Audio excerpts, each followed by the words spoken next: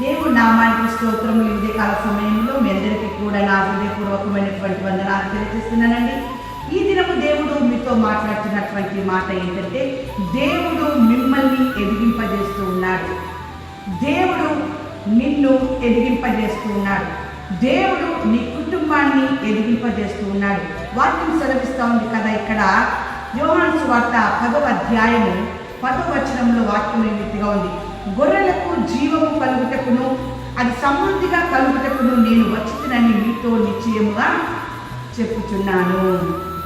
గొర్రెలకు జీవము కలుగుటకును అది సమృద్ధిగా కలుగుటకును నేను వచ్చినని మీతో నిశ్చయముగా చెప్పుచున్నాను.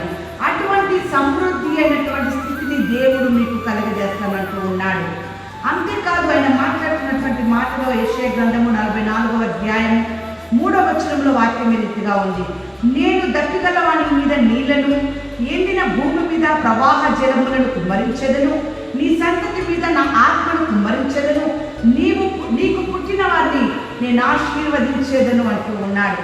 దేవుడు ఆయన ఆత్మని నీ పైన, నీ సంతతి పైన కుమ్మరించి మిమ్మల్ని, మీ కుమార్తెని, మీ కుమార్తెలని అనగా మీ సంతానమును ఆయన ఆశీర్వదిస్తానంటున్నాడు. ఏ రీతిగా ఆశీర్వదిస్తాడంటే, యెషయా గ్రంథము 44వ అధ్యాయం 4వ వచనంలో వాక్యం ఈ రీతిగా ఉంది: నీటి కాలువల యందు నాటబడిన నిలవంజ చెట్లు గడ్డిలో ఎదుగునట్లు వారు ఎదుగుదురాట. దేవుడు బిడ్డలారా, నీటిలో ఉన్నటువంటి చెట్టు ఏ రీతిగానైతే పచ్చగా ఉండి వాడిపోక, ఎండిపోక, కుళ్ళిపోకుండా అది పచ్చగా ఏ రీతిగానైతే ఉంటుందో, తన యొక్క పువ్వులను ఏ రీతిగా ఇస్తుందో, అది ఏ రీతిగానైతే పచ్చగా ఎదుగుతుందో, ఆ రీతిగా మీ కుటుంబాన్ని, మీ జీవితాన్ని ఆయన పచ్చగా ఎదిగింపజేస్తానంటూ ఉన్నాడు. దేవుని బిడ్డలారా, ఎదిగిన నీ జీవితాన్ని నీటి వాసన చేత దాన్ని మరలా ఆయన చిగురింపజేస్తాను అంటూ ఉన్నాడు. అటువంటి రీతిగా దేవుడు నిన్ను, నీ కుటుంబాన్ని ఎదిగింపజేస్తానంటూ ఉన్నాడు. నీ జీవితము, నీ కుటుంబము మోడుబారిన స్థితిలో ఉంటూ ఉందా? నువ్వు భయపడాల్సిన అవసరం లేదు. దేవుడి మాటలపై నువ్వు నమ్మకము కలిగి, దేవుని యందు నువ్వు భయభక్తి కలిగి ఉండు. ఈరోజు దేవుడు నీతో మాట్లాడుతున్నాడు. ఆయన నిన్ను ఎదిగింపజేస్తూ ఉన్నాడు. లూకా సువార్త 2వ అధ్యాయము 40వ వచనంలో వాక్యం ఈ రీతిగా ఉంది: బాలుడు జ్ఞానవంతులను నిండుకొనుచు ఎదిగి బలము పొందుచుండెను. దేవుని దయ ఆయన మీద నుండెను. దేవుడి నామానికి స్తోత్రం కలుగును గాక.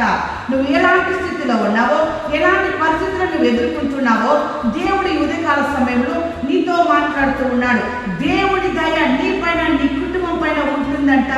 దేవుడి దయ ఎవరిపైనైతే ఉంటుందో, ఏ కుటుంబం పైన దేవుడి దయ ఉంటుందో వారిని ఆయన పచ్చగా ఎదిగింపజేస్తూ ఉన్నాడు. సమృద్ధిగా ఎదిగింపజేస్తున్నాడు. సమృద్ధిలో వారిని ఉంచుతూ ఉన్నాడు. దేవుని బిడ్డలారా, ఆనందకరమైనటువంటి స్థితిలో వారిని ఉంచుతూ ఉన్నాడు.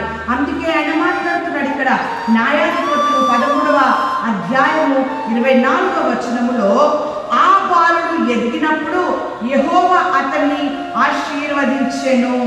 సంసోను ఎదుగుతూ ఉన్నటువంటి స్థితిలో దేవుడు సంసోనును ఆశీర్వదించినాడు. ఆ రీతిగా దేవుని యందు నీవు కూడా భయము భక్తి కలిగి దేవుని మాటలు వింటున్నటువంటి నిన్ను ఆయన ఎదిగింపజేసి ఆయన నిన్ను ఆశీర్వదిస్తాడు. దేవుని బిడ్డలారా, ఈ ఉదయకాల సమయంలో దేవుడు మీతో మాట్లాడుతున్నటువంటి మాట యెషయా గ్రంథము 55వ అధ్యాయము 13వ వచనములో: ముండ్ల చెట్లకు బదులుగా దేవదారు వృక్షములు మొలుచును. అది యెహోవాకు ఖ్యాతిగాను ఆయనకు కొట్టివేయబడిన నిత్యమైన జ్ఞాపక సూచకగాను ఉండును. ఎంత చక్కగా దేవుడు మాట్లాడుతున్నాడు. నీ జీవితము ముండ్ల బాటగా ఉందేమో, దేవదారు వృక్షములు మొలుచునంటున్నాడు. అది యెహోవాకు ఖ్యాతిగా ఉంటుందంటున్నాడు. ఆయనకు కొట్టివేయబడిన నిత్యమైన జ్ఞాపక సూచకగాను ఉండును అని చెప్పేసి నీ కుటుంబము నిమిత్తమై, నీ జీవితము నిమిత్తమై ఆయన మాట్లాడుతూ ఉన్నాడు. ఈ ఉదయకాల సమయంలో దేవుడు ఈ మాటలు నీకు వినిపింపజేస్తూ ఉన్నాడు. దేవుని బిడ్డలారా, ఈ ఉదయకాల సమయంలో ఆయన మాట్లాడుతున్నటువంటి మాట యెషయా గ్రంథము 44వ అధ్యాయము 3వ వచనము: నీ సంతతి మీద నా ఆత్మను కుమ్మరించెదను.